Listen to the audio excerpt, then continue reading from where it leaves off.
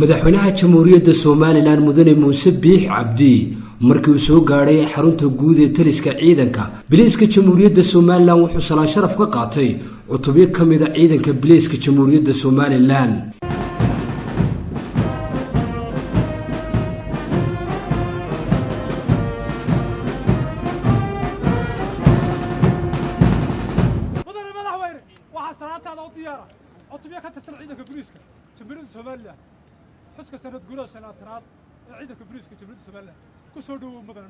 intaa kadib madaxweynaha jamhuuriyadda Soomaaliland waxa uu ka qayb galay munaasabad loogu dabaaldegayo sanad guuradii 25aad ee ka soo wareegtay markii la aasaasay ciidanka biliiska jamhuuriyadda Soomaaliland oo ku asteysnayd sanadkii 1993 madashaas oo ay goobjoog ka ahaayeen madax ka kala socday golayaasha qaranka asxaabta siyaasadda taliyaasha ciidamada kala duwan ee jamhuuriyadda Soomaaliland diblomaasiyiin shisheeye iyo xubno ka socday qaybaha kala duwan ee bulshada Soomaaliland iyo marti sharaf kale taliyaha howlgelinta ciidanka booliska jamhuuriyadda Soomaaliland gaashaanle sare Cabdiqani Ciise Maygaag ayaa ka warbixiyay howlaha shaqo ee ciidanka booliska Soomaaliland u qabsoomay iyo faldambiyeedyada dalka ka dhacay iyo sida ay ugu guuleysteen sanadkan dambiyada dalka ka dhacay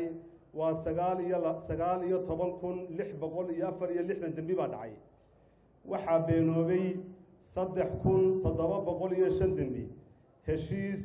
waxaa lagula baxay 8,663 dambi baaris waxaa galay 1,700 oo dambi maxkamadda waxaa la geeyay 5,596 dambi xukun wuxuu ku dhacay 2,625 dambi garsuge ilaa iminka waxa ah 2,970 tirada dilalka sanadkan 2018 waxa weeye 61 dil baa dhacay inta gacan ku dhiigle la qabtayna waa 55 inta gacan ku dhiigle raadinayana waa 6 taliyaha ciidanka booliska jamhuuriyadda Soomaaliland sareeyagaas Cabdilaahi Fadal Iimaan ayaa si qoto dheer uga waramay maraaxilka kala duwan ee ciidanka biliiska jamhuuriyadda Soomaaliland uu soo maray iyo guulaha u hirgalay muddadii ay jireen halkan waxaan ka hambalyeeynaa ciidanka booliska saraakiisha saraakiil xigeenka alfleyda iyo dableyda waxaan leeyahay sanadkan sanadkiisa ilaahay inuu gaarsiiyo bashbash iyo barwaaqo waxaanu xoog saaray tababarka saraakiisha taliyaasha saldhigyada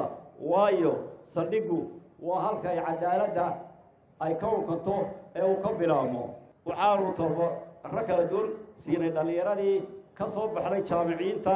dalka ee kala duwan kuwaasoo loo cabiyey maamulka saldhigyada waxaa kale oo tababar cusub aanu siinay dambibaadhayaal iyo sharci-cabirayaal si aanu kor ugu qaadno aqoonta baadhista waxaa kale oo aanu dhowaan ka samaynay gobolka saaxil ciidanka ka hortagga rabshadaha kooxdii ugu horreysay mudane madaxweyne ciidanka booliisku waxay maanta awood u leeyihiin inay baadhis ku sameeyaan dhammaan qalabka elektarooniga sida moobilada laabtoobyada iyo guuhaan qalabka kale waxaa kaloo horumar ka gaadheen qaadista faraha taasoo aanan lumi karin cid kasta oo dembi cadaysta mudane madaxweyne waxaan kaaga mahad celinayaa taageerada hiil iyo hooba leh eed mar kasta la barbar taagan tahay ciidanka booliiska wasiirka arrimaha gudaha ee jamhuuriyadda Soomaaliland Maxamed Kaahin Axmed ayaa ciidanka booliska jamhuuriyadda Soomaaliland ku bogaadiyay sida xilkasnimada ah ee qarankooda iyo shacbigoodaba ay ugu adeegaan waxaan hambalyeeynaa maanta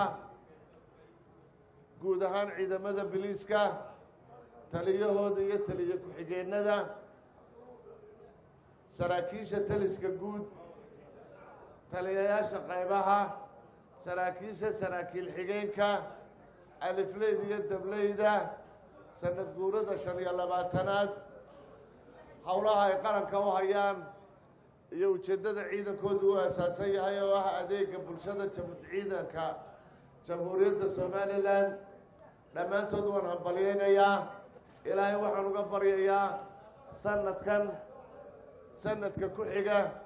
ciideeda inaynu nabadgelyo iyo naxariis iyo horumar ku wada aan ku gaadhno waxaan rajaynaynaa sanadka cusub kulliyadda ciidamada oo aynu kaga kaaftoonno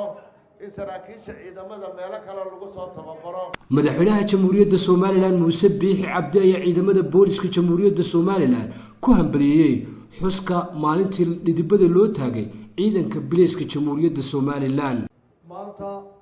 waxaanu hambaliyo u diraynaa dhammaan ciidanka booliska Soomaaliland jananadooda saraakiisha sare saraakiisha hoose saraakiil xigeenka dableyda aliflayaasha culweynaha iyo xaasaskoodaba waxaan u diraynaa 25 sano ay jireen hawlihii buugga iyo miisaanka lahay qaranka u qabteen hambaliyo waxaa kaloo ku hambaliyeenaa dhibaatada dhaawaca dhimashada ay u mareen inay nabadgelyo dalkooda hubiyaan aad iyo aad bay ummaduna idinku tahay ilaahayna idinka abaasi doonaya mar labaad hambaliyo. Muuse Biixi Cabdi madaxweynaha jamhuuriyadda Soomaaliland waxa uu tafaasiil ka bixiyay waajibaadka shaqo ee ciidanka booliska laga rabo iyo isbedelka weyn ee ku tallaabsadeen. waxaynu doonaynaa booliskeennu inuu noqdo dadka saaxiib yihiin waxaynu igsanaynaa inuu noqdo booliskeennu mid carruurtu markay aragto ay ku farxdo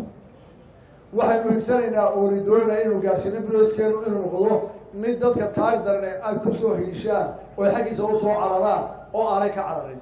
waxaynu doonaynaa booliskeennu inuu noqdo mid ka argagixiya oo ka hortaga dambiilaha iyo qofka fidmawaraha ah dadweynaha waxaynu ka doonaynaa inay bolis wada noqdaan oo booliska la shaqeeyaan. madaxweyne Biixi waxa uu yiri waxaanu aad iyo aad ugu haweynahay inay naga dhamaadaan laba mashkaladood oo ugu cusub bilisanka dhacay mid waxa keentay gaadiidka arrintan waanu u tababarsanayno shicib iyo dowladba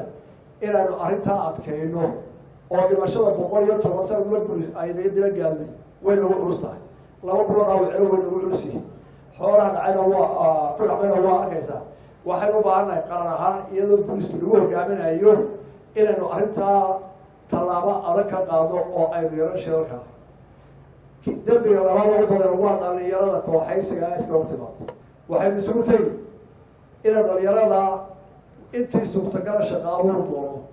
madaxweynaha jamhuuriyadda Soomaaliland Muuse Biixi Cabdi ayaa xariga ka jaray dhismayaal cusub oo lagu soo kordhiyay taliska booliska jamhuuriyadda Soomaaliland wuxuuna kormeeray qaybaha kala duwan ee taliska oo lagu soo bandhigay qalabyo casri ah oo ciidanka boolisku ay ku gudan doonaan waajibaadkooda shaqo.